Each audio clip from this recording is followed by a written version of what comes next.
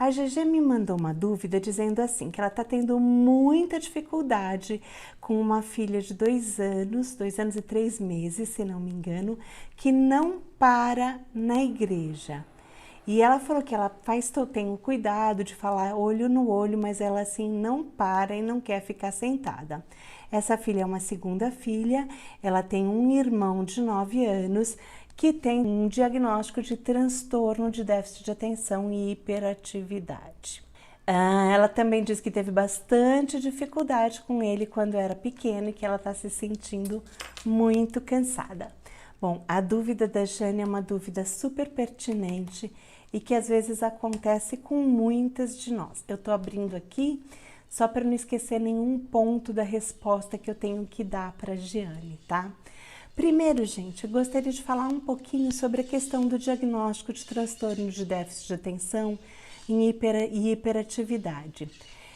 Existe essa doença, quando ela existe, ela precisa de acompanhamento médico, ela precisa de acompanhamento com terapeuta, pode melhorar e a disciplina positiva ela é útil para qualquer criança, mesmo as crianças portadoras de necessidades especiais e também para as crianças portadoras de transtorno de déficit de atenção e hiperatividade, tá?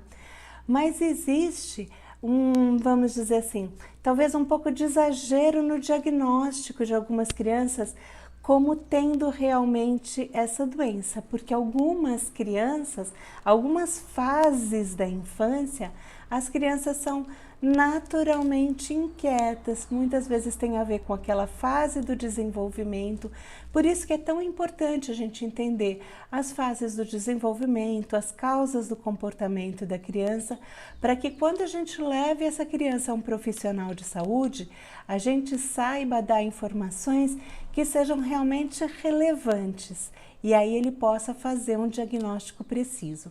Mas a criança que tem esse diagnóstico, ela vai precisar de um acompanhamento personalizado. Contudo, as ferramentas da disciplina positiva também podem ser úteis para as mães destas crianças. Primeiro lugar, GG, a gente tem que lembrar que a criança que está com entre os 2 e 3 anos, ela está saindo da fase do explorador. Eu já falei das fases de desenvolvimento aqui. A criança entre 1 e 2 anos, ela está explorando o mundo e ela explora com todos os sentidos. Ela quer ver, ouvir, pegar, cheirar, bater, ela quer explorar o mundo com todos os sentidos. Então ela é muito curiosa, muito inquieta e muito mexilhona. E dos 2 aos 3 anos, ela vai passar por uma fase que no livro que eu estou escrevendo para vocês, eu chamo de o poderoso chefinho. É aquela fase que a criança começa assim, eu faço sozinho, eu sei. A criança nessa fase até fala muito não, embora ela não entenda ainda totalmente o significado do não, para ela tudo é não, porque faz parte dessa fase do poderoso chefinho desafiar, testar os limites para ver até onde ela pode ir.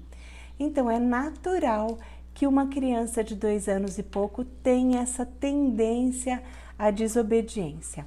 Quanto a não conseguir ficar quieto, eles realmente têm dificuldade de ficar quietos, concentrados muito tempo, pela própria inquietação da idade. Eu não sei como é a tua igreja, se a tua igreja tem classinha, se isso é só na hora do louvor, antes da classinha.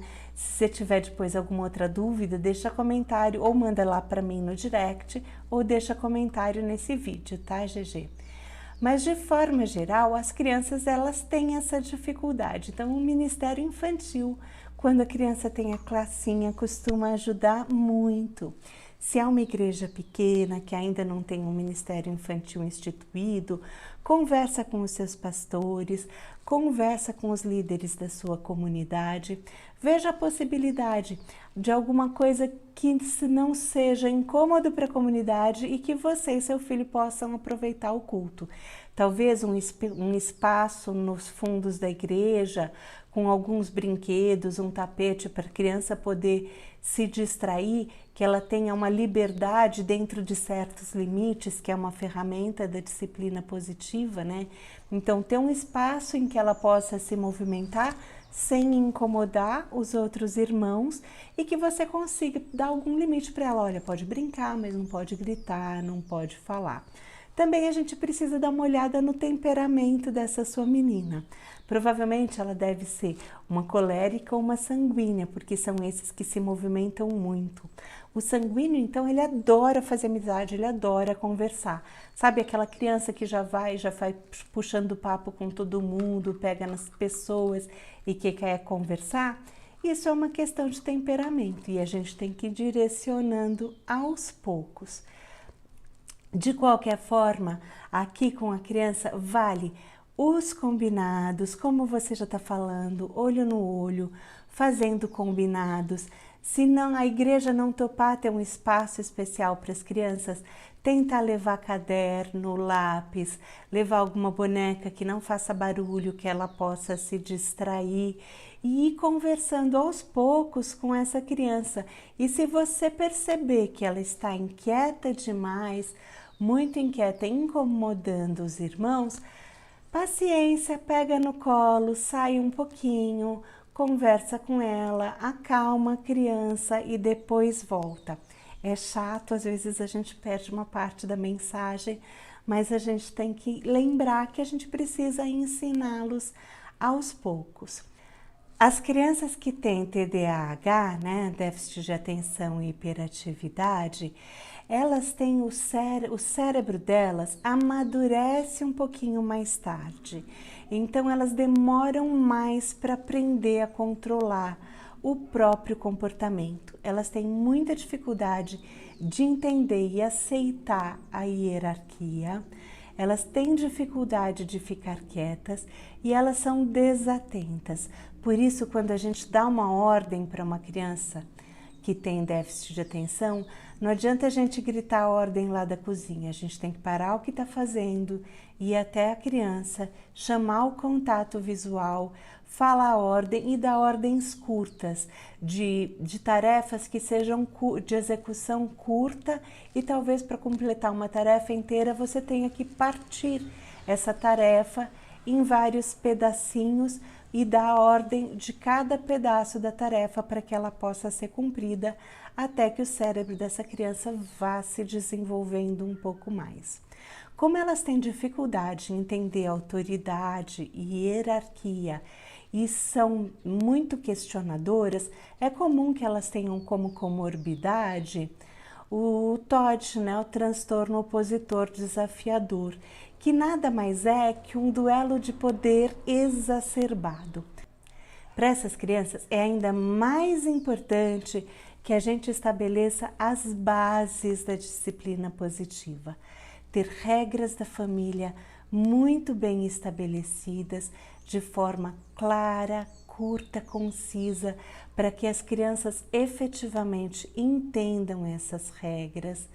Ter os combinados quando a gente faz, também esclarecidos de uma forma que a gente se certifique que a criança entendeu. Ter com essas crianças um tratamento preventivo.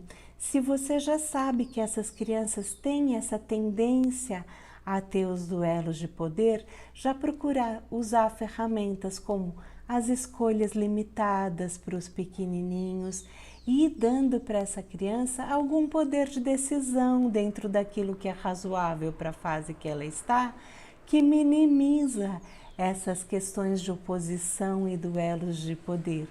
A gente já combinou aqui, a semana passada eu perguntei como esse assunto vem muito à tona.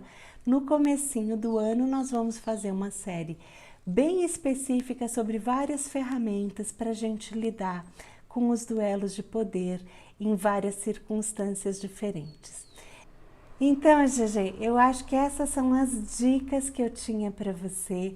Espero ter ajudado no seu problema. E você me falou também que você está muito cansada. Então, eu queria falar para você, minha amada, que é importante que você se lembre de cuidar de você também.